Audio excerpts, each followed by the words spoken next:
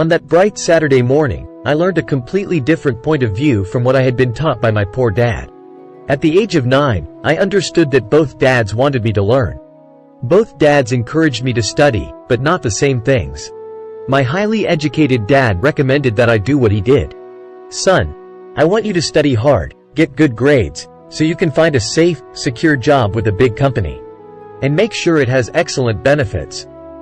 My rich dad wanted me to learn how money works so I could make it work for me. These lessons I would learn through life with his guidance, not because of a classroom. My rich dad continued my first lesson: "I'm glad you got angry about working for 10 cents an hour. If you hadn't got angry and had simply accepted it, I would have to tell you that I could not teach you. You see, true learning takes energy, passion, and a burning desire. Anger is a big part of that formula, for passion is anger and love combined. When it comes to money, most people want to play it safe and feel secure.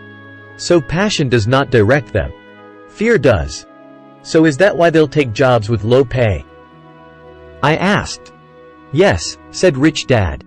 "Some people say I exploit people because I don't pay as much as the sugar plantation or the government. I say the people exploit themselves. It's their fear, not mine. But don't you feel you should pay them more?"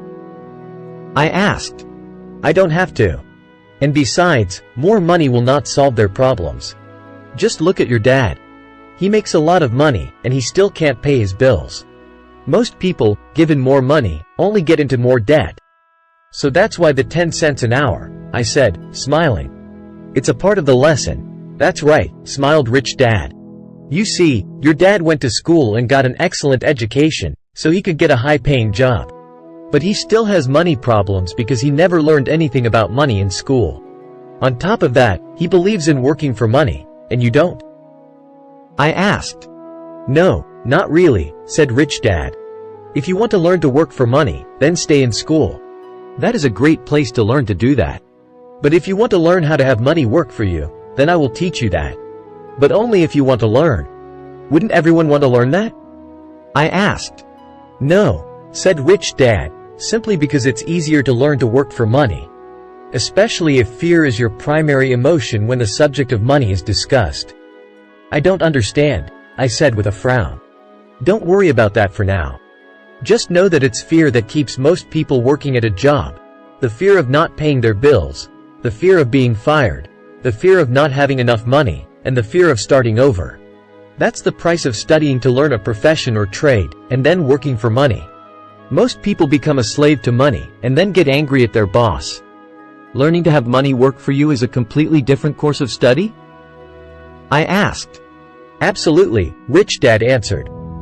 "Absolutely." We sat in silence on that beautiful Hawaiian Saturday morning.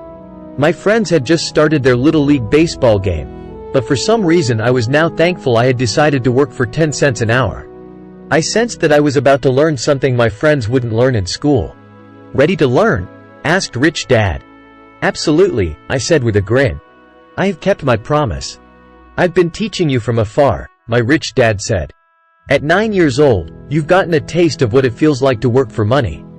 Just multiply your last month by 50 years and you will have an idea of what most people spend their life doing." "I don't understand," I said. "How did you feel waiting in line to see me? Once to get hired and once to ask for more money?" "Terrible," I said. "If you choose to work for money, that is what life will be like," said Rich Dad. "And how did you feel when Mrs. Martin dropped 3 dimes in your hand for 3 hours of work?" "I felt like it wasn't enough. It seemed like nothing. I was disappointed," I said. "And that is how most employees feel when they look at their paychecks, especially after all the tax and other deductions are taken out. At least you got 100%. "You mean most workers don't get paid everything?" I asked with amazement. "Heavens no," said Rich Dad. "The government always takes its share first." "How do they do that?" I asked. "Taxes," said Rich Dad. "You're taxed when you earn. You're taxed when you spend. You're taxed when you save. You're taxed when you die. Why do people let the government do that to them?" "The rich don't," said Rich Dad with a smile. "The poor and the middle class do. I'll bet you that I earn more than your dad, yet he pays more in taxes. How can that be?" I asked. At my age, that made no sense to me. Why would someone let the government do that to them? Rich Dad rocked slowly and silently in his chair, just looking at me. Ready to learn? He asked. I nodded my head slowly. As I said, there is a lot to learn. Learning how to have money work for you is a lifetime study. Most people go to college for 4 years, and their education ends. I already know that my study of money will continue over my lifetime, simply because the more I find out I need to know. Most people never study the subject.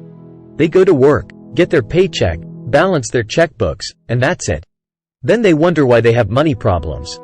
They think that more money will solve the problem and don't realize that it's their lack of financial education that is the problem. So my dad has tax problems because he doesn't understand money? I asked, confused. Look, said Rich Dad, taxes are just one small section on learning how to have money work for you.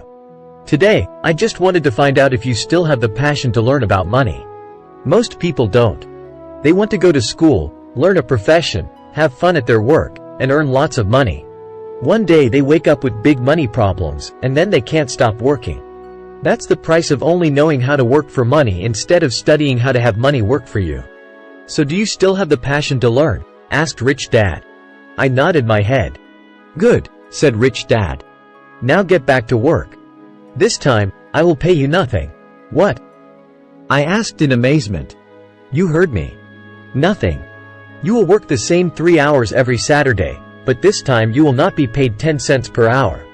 You said you wanted to learn to not work for money, so I'm not going to pay you anything. I couldn't believe what I was hearing. I've already had this conversation with Mike and he's already working, dusting and stacking canned goods for free. You'd better hurry and get back there. That's not fair, I shouted. You've got to pay something. You said you wanted to learn. If you don't learn this now, you'll grow up to be like the 2 women and the older man sitting in my living room, working for money and hoping I don't fire them. Or like your dad, earning lots of money only to be in debt up to his eyeballs, hoping more money will solve the problem. If that's what you want, I'll go back to our original deal of 10 cents an hour. Or you can do what most adults do. Complain that there is not enough pay, quit, and go looking for another job. But what do I do? I asked. Rich Dad tapped me on the head. Use this, he said. If you use it well, you will soon thank me for giving you an opportunity and you will grow into a rich man. I stood there, still not believing what a raw deal I was handed. I came to ask for a raise, and somehow I was instead working for nothing. Rich Dad tapped me on the head again and said, use this. Now get out of here and get back to work. Lesson number 1, the rich don't work for money. I didn't tell my poor dad I wasn't being paid. He wouldn't have understood, and I didn't want to try to explain something I didn't understand myself. For 3 more weeks, Mike and I worked 3 hours every Saturday for nothing. The work didn't bother me, and the routine got easier, but it was the missed baseball games and not being able to afford to buy a few comic books that got to me. Rich Dad stopped by at noon on the 3rd week. We heard his truck pull up in the parking lot and sputter when the engine was turned off. He entered the store and greeted Mrs. Martin with a hug.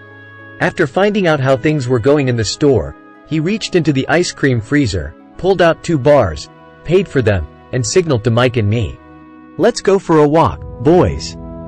We crossed the street, dodging a few cars, and walked across a large grassy field where a few adults were playing softball.